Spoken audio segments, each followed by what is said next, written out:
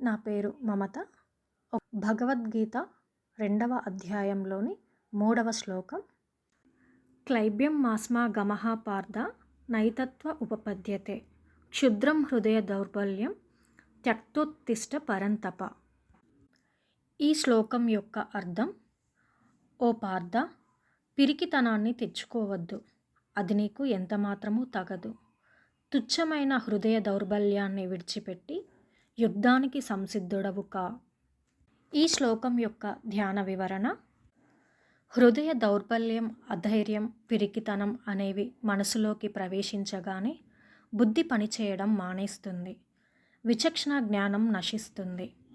కనుకనే తనకు సాటి ఎవరు లేని మేటి వీరుడు, మరి శత్రువులను తప్పింపచేసేవాడు అయిన అర్జునుడు కూడా తనలోని అంతఃశత్రువులైన హృదయ దౌర్బల్యానికి, పిరికితనానికి లోనై యుద్ధం చేయకూడదు అన్న తగని నిర్ణయానికి వచ్చాడు. ఒకానొక బుద్ధిశాలి ఎప్పుడూ వర్తమాన పరిస్థితుల వైపు కాక అంతిమ లక్ష్యం వైపు దృష్టి పెట్టాలి.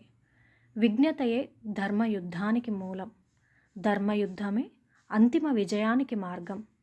జీవన సమరంలో వెనకడుగు వేసే ప్రతి సందర్భంలోనూ మన అడుగులు ముందుకు వేస్తుంటే గమ్యం చేరువ అవుతూ ఉంటుంది. చివరికి లక్ష్యాన్ని చేరుతాం.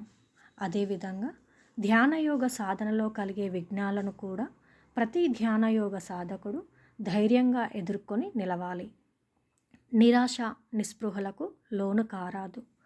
అంతఃశత్రువులైన అరిషడ్వర్గాలతో అంతర్యుద్ధం చేయాలి. తమ అంతిమ లక్ష్యమైన ఆత్మానుభూతిని, జన్మరాహిత్యాన్ని సాధించాలి. భగవద్